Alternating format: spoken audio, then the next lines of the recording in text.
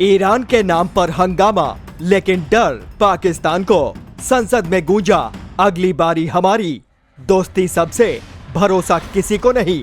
पाकिस्तान की double game विदेश नीति पर अपने ही सांसद का हमला। ईरान बहाना या पाकिस्तान का बहाना? संसद में उठी आवाज, अब निशाने पर इस्लामाबाद। चमचागिरी की कूटनीति बेनकाब, संसद में बोला सांसद, ये समझौते पाकिस्तान को नहीं बचा पाएंगे। संसद में सनसनी, ईरान के बाद पाकिस्तान। अपने ही नेता ने खोली इस्लामाबाद की कूटनीति की पोल।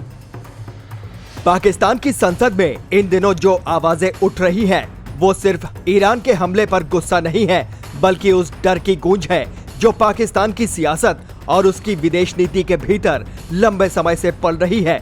ईरान पर हमले के बाद इस्लामाबाद से कराची तक जो बयानबाजी हो रही है, उसमें एक अजीब किस्म की बेचैनी साफ दिखाई दे रही है। पाकिस्तान पीपुल्स पार्टी के सांसद अब्दुल कादिर पटेल ने संसद के भीतर खड़े होकर जिस अंदाज में कहा कि ये ट्रीटीज, ये चमचागिरियां आपको नहीं बचा पाएंगी, अगली बारी पाकिस्तान की है। ये बयान दरअसल पाकिस्तान की उस मानसिकता को उजागर करता है जिसमें हर संकट में उसे अपना ही भविष्य डगमगाता दिखाई देता है। दिलचस्प बात यह है कि पाकिस्तान खुद को हमेशा वैश्विक राजनीति का सबसे बड़ा पीड़ित बताने की कोशिश करता है, लेकिन सच्चाई यह है कि उसकी विदेश नीति दशकों से दो नावों पर सवारी करने की आदत की शिकार रही है। कभी अमेरिका के साथ खड़े होने का दावा, कभी इस्लामी दुनिया के अगुवा बनने की कोशिश, कभी चीन की छतरी के नीचे सुरक्षा तलाशना और कभी खाड़ी देशों के दरबार में आर्थिक मदद की गुहार। नतीजा ये हुआ कि पाकिस्तान की पहचान एक भरोसेमंद साझेदार के रूप में नहीं, बल्कि एक अवसरवादी खिलाड़ी के रूप में बन गई। अब्दुल कादिर पटेल ने संसद में जिस मीम का जिक्र किया, वो दरअसल पाकिस्तान की विदेश नीति का सबसे सटीक व्यंग्य है। उन्होंने कहा कि पाकिस्तान ने पहले ईरान को फोन किया और कहा कि हम आपके साथ हैं, फिर सऊदी अरब को फोन किया और कहा कि हम आपके साथ हैं, और फिर ईरान और सऊदी अरब दोनों ने पाकिस्तान को कहा कि भाई आप बैठ जाओ। ये मजाक नहीं, बल्कि पाकिस्तान की कूटनीति का आईना है। एक ऐसा मुल्क जो हर मोर्चे पर दोस्ती का दावा करता है, लेकिन किसी का भरोसा जीतने में नाकाम रहता है। पाकिस्तान ने पहले ईरान को फोन किया और कहा हम आपके साथ खड़े हैं, और फिर पाकिस्तान ने सऊदी अरब को फोन किया और कहा कि हम आपके साथ खड़े हैं। तो ईरान और सऊदी अरब ने एक दूसरे को फोन किया और पाकिस्तान को कहा कि भाई आप बैठ जाओ, आप बैठ जाओ। पाकिस्तान की संसद में अली मोहम्मद खान ने भी जिस तरह कहा कि ईरान बहाना है, पाकिस्तान निशाना है, ये बयान पाकिस्तान की पुरानी आदत को ही दोहराता है। हर संकट में खुद को अगला निशाना बताना, हर भू राजनीतिक हलचल में खुद को केंद्र में रख लेना और हर वैश्विक टकराव को अपने खिलाफ साजिश साबित करने की कोशिश करना पाकिस्तान की राजनीति का स्थायी चरित्र बन चुका है। जबकि हकीकत यह है कि दुनिया की बड़ी ताकतों की रणनीति में पाकिस्तान अब वो केंद्रीय किरदार नहीं रहा जो शीत युद्ध के दौर में हुआ करता था। ईरान पर हमले के बाद पाकिस्तान में जो विरोध प्रदर्शन हुए, वे भी इस बात का संकेत हैं कि वहां की राजनीति कितनी भावनात्मक और अस्थिर जमीन पर खड़ी है। कराची, लाहौर, गिलगिट बाल्टिस्तान और इस्लामाबाद में जिस तरह सड़कों पर गुस्सा फूटा, अमेरिकी काउंसिलेट पर हमला हुआ, सरकारी इमारतों को निशाना बनाया गया और दर्जनों लोगों की मौत हुई, वो दिखाता है कि पाकिस्तान के भीतर धार्मिक और राजनीतिक संवेदनशीलता कितनी जल्दी विस्फोटक रूप ले सकती है। सरकार को गिलगित और स्कर्दू में कर्फ्यू लगाना पड़ा, सेना तैनात करनी पड़ी, लेकिन सवाल ये है कि क्या सिर्फ कर्फ्यू से पाकिस्तान की अंदरूनी बेचैनी खत्म हो जाएगी? असल समस्या कहीं ज्यादा गहरी है।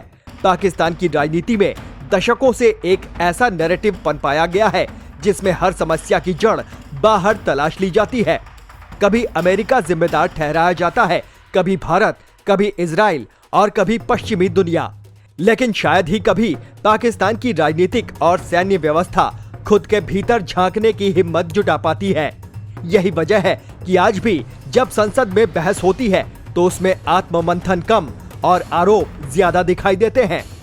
विडंबना यह भी है कि जो देश खुद दशकों तक आतंकवाद की प्रयोगशाला बना रहा, वो आज दुनिया के सामने खुद को असुरक्षित और घिरा हुआ बताने की कोशिश कर रहा है।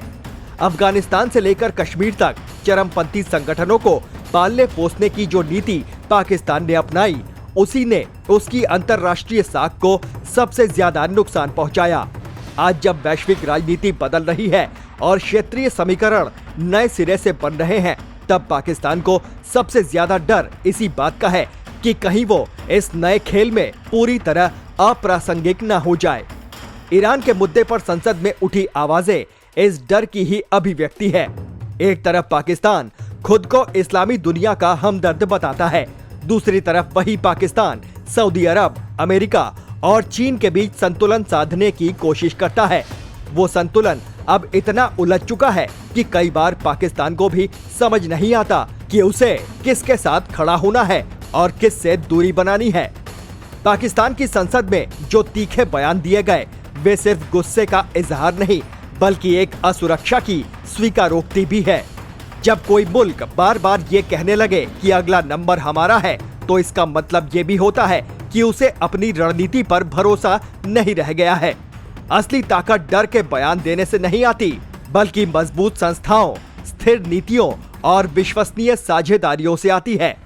लेकिन पाकिस्तान की सियासत अभी भी उसी पुराने रास्ते पर चलती दिखाई दे रही है, जहां हर संकट में बयानबाजी तेज हो जाती है। संसद में भाषणों की आग भड़क उठती है और सड़कों पर गुस्से का ज्वार उमड़ पड़ता है। इसके बाद कुछ दिन बीतते हैं, हालात सामान्य होते हैं और फिर वही पुरानी राजनीति शुरू हो जाती है। ईरान पर हमले को लेकर पाकिस्तान में जो हलचल मची है, वो शायद कुछ दिनों में ठंडी पड़ जाएगी, लेकिन इस बहस ने एक बार फिर यह साफ कर दिया है कि पाकिस्तान को सबसे बड़ी चुनौती बाहर से नहीं, बल्कि उसके भीतर से उठ रही है। जब तक पाकिस्तान अपनी विदेश नीति को स्पष्ट दिशा नहीं देता, जब तक वो दोहरे खेल की आदत से बाहर नहीं निकलता और जब तक वो खुद को पीड़ित बताने की राजनीति से आगे नहीं बढ़ता, तब तक उसकी संसद में ऐसे भाषण गूंजते रहेंगे और दुनिया उन्हें एक और सियासी नाटक के रूप में देखती रहेगी। Team news watch India.